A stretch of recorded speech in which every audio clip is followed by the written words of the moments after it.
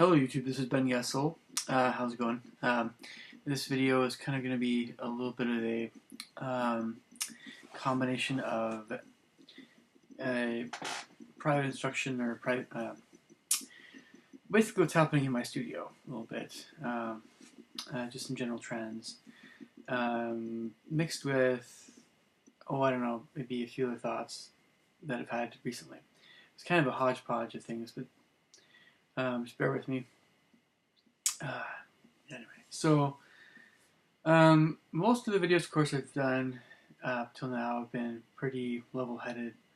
There's a few that get a little bit more intense. I put out those intense videos a little bit for the time being to show you guys a little bit of, not only who I am, but also what can get me either excited or upset, or things I care about, things that are irritating, things that need to be different, right? So, it's never fun to lose a student, but I've gotten so used to it. That's happened so often. In a certain sense, that I've had probably, I don't know how many. You have a number. Sometimes you have a number of short-term students, but for long-term students, I've had several that I've taught. These several I've taught for a long time. Dozen probably. I've taught maybe probably over. I have to count, but I've definitely taught over a dozen students that I have really put a lot into helping them to become better musicians that have decided for whatever reason they're not going to continue lessons. But it's never easy when it's someone you've been working with for a while. I'm not going to go into, in this video, I'm not going to go too much into what may be going on in this situation. I actually don't know officially. But I'm going to say just a few things. So kids go through a lot, with lessons, and they're not hard, not easy, right? But I think in this case, parents go through a lot too. And if parents have a lot of responsibilities and a lot of things are just rough for them, because there's not only bills to pay, but there are they got to get the kids to school, they make sure they're fed, they got all their stuff, and just keep an extra eye out for them. And the list goes on and on and on. And then they have other projects, and there's work, and there are a lot of things that make being an adult very hard. And so, to tell you the truth, a lot of times it isn't the student that is the reason why lessons have to discontinue. It has something more to do with parents. And I have to, I understand both sides. And again, you can't please everyone as a teacher. At the same time, most people, it's not always a question of practicing your discipline. It's often a question of what someone's demands on their time are, how much they have going on. You simply, I know it's a personal experience. You can't really do your best if you got all these other things that you're doing at a very, very extremely high level as well.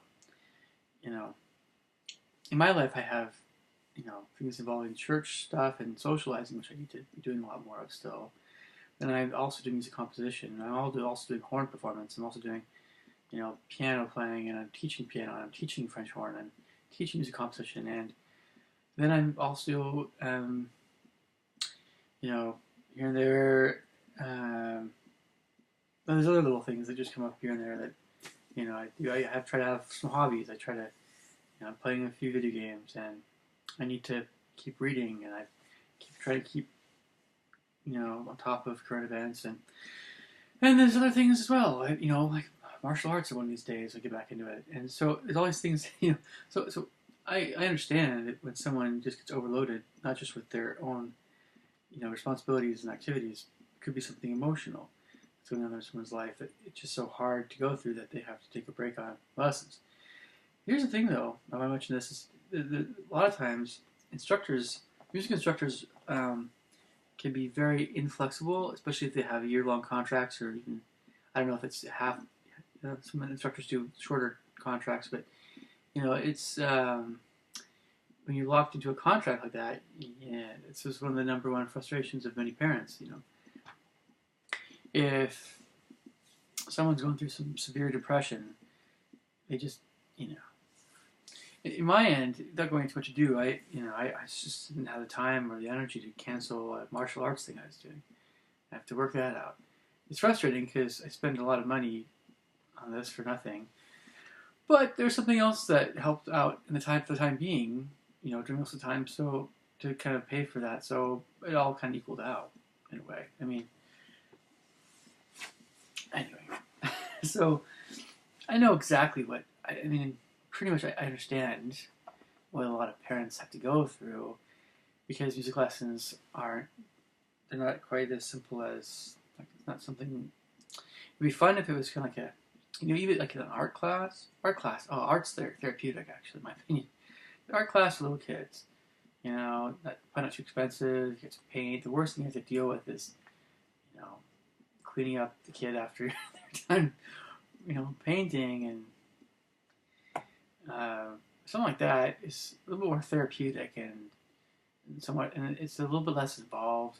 Music is kind of like martial arts and dance and sports. It's just all consuming. It takes a lot of energy.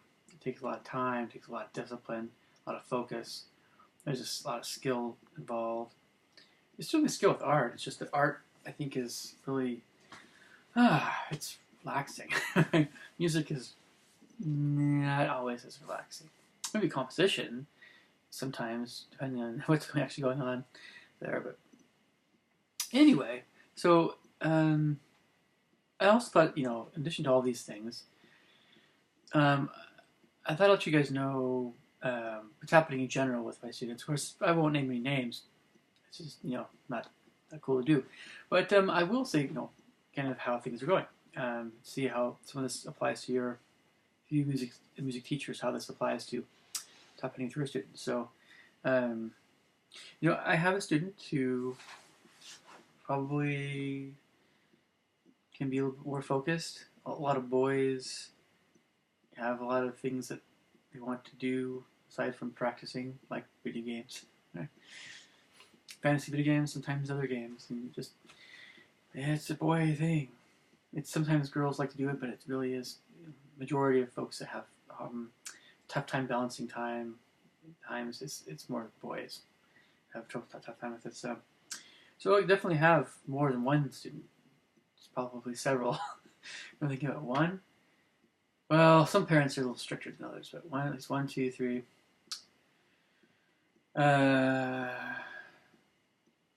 Well, let's just say several. I know there's probably some others that are into video games. Just kind of suck up your time a little bit. I know. So, I have some students that are doing a little better right now. It's funny that at the early intermediate stage, roughly, when a student can read pretty well music, that you don't have to be told which note. They they can really get their fingers going pretty quick, as long as their mind can keep up with their fingers.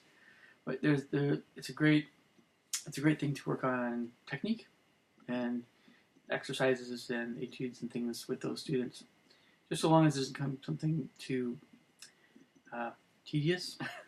But it kind of depends, because even your tedious exercises, if they get more skilled at it, there's a pattern, like canon exercises, for instance, then they can really kind of take off and spend a lot of time doing it. And that's the case with one of my other students right now, who's just exploding on Hanon. She loves it. In a way, Hanon is more fun than scales. So it's scales. It's fun to get them right. And Hanon, of course, it's fun to get them right, but there's kind of a pattern. It's a little bit physical, and it's also a little bit intellectual. Those patterns can be enjoyable as well, in a very non-lyrical way, of course. Yeah. Of course, there's always that crossover with sequences and things, with certain ideas with patterns. But anyway, so I have some students that, again, it's tricky when you're really good friends with moms and kids. I have some students that could probably work a little harder right now, but they have, again, a fair amount going on. It's always hard to know how to handle something where a student has a lot that they're doing, and so they can't really, they're not putting as much time in as maybe they used to at the piano, and so sometimes what you have to do is, if it keeps up for a while and they're just not, at some point, yep, you have to say, okay, you don't shape, if you don't start practicing some more, I can't keep teaching you. I have had to cut some students loose before that weren't practicing. And I mean, they were not practicing for a long time. So believe me, I gave them plenty of chances. And sometimes it has to happen, but in this case, I think we'll be fine. But it's just, I want to just do a little more if you can. I don't know. So it's always a tough one, So I have a lot of French horn students now, and a lot of those horn students have switched over from flute to horn. Not just flute, but there's a few other instruments, but like trumpet and things. Trumpet's always easier to handle. Flute players going to horn, it's just hard. It's just hard.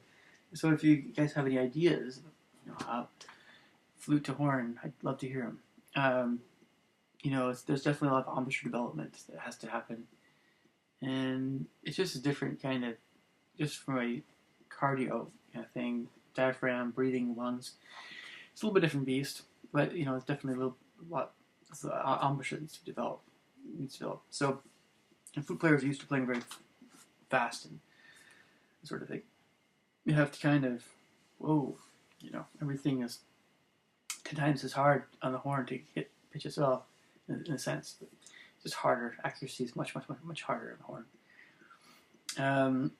But it's kind of fun, it's great having a lot more horn students. I'm up to almost 10. And most rest of my students are piano, but I have one composition student. But it feels better. It's more along the line of what I would really ideally like. But at some point, I'm going to be teaching mostly composition theory, that sort of thing. And, that would be even better. I know, in a way. It's great teaching piano and horn, though. It really is. And then I have still very skilled students that are very cautious. Some of them are more cautious than others. I'm curious for intermediate students, or late intermediate even, not quite advanced level, but your late intermediate students, for you guys that teach that level, intermediates, late intermediates, that sort of thing. What do you guys do to help students have more courage to play extended or rapid passages? Not necessarily, again, we're not talking about anything really beyond sixteenths, really. But just let me know what you guys think, or what works for you guys. There's always the basics, like looking at little sections and practicing them and going to the next section. But I mean, I'm talking about just having a student improve their note reading to the point where they can, like really like this, a lot faster, right? They're reading sometimes a whole line at once. It's getting toward that advanced level. Really, we read huge chunks at once. You can just read, what's going on well before it gets there. You can read 5, 6, 7 note harmonies and that sort of thing. Aside from all that, I'll be honest. I mean, so this is kind of just how things are going in general. Some things are a little bit hard. But nothing too hard right now. I mean, not really. It's hard. It's easy to get caught up in your work and kind of, but it's very difficult when you don't have a 9-to-5 job, and it just takes a lot of energy when you're driving around. And in my case, driving around students' homes. Hopefully that pays off one day. That all the things I'm trying to do for other people in this area, hopefully that comes back. Hopefully, it's not karma, but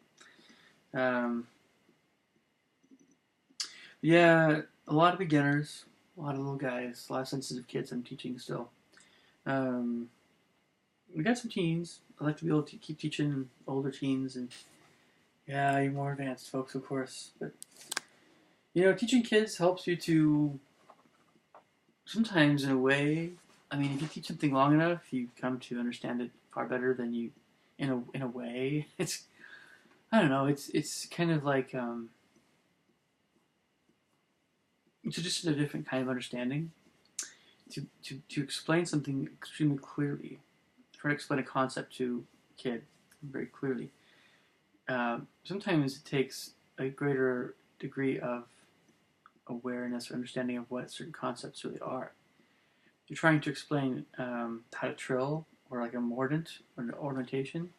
Oh my gosh, it's so easy, and so it's like it's the very subject matter itself is collegiate or it's very academic, right? I don't know. So, but yeah, if you just know what to do, you just say this is what it is.